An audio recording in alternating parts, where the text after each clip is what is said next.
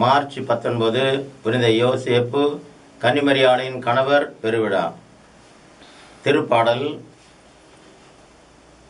89 1-4 மற்றும் 26-28. பல்லவி. அவரது வழிமரபு என்றென்றும் நிலைத்திருக்கும். அவரது வழிமரபு என்றென்றும் நிலைத்திருக்கும்.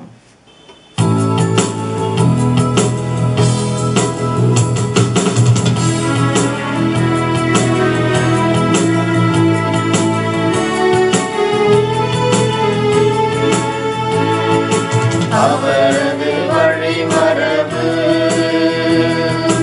என்றென்றும் நிலைத்திருக்கும். அவரது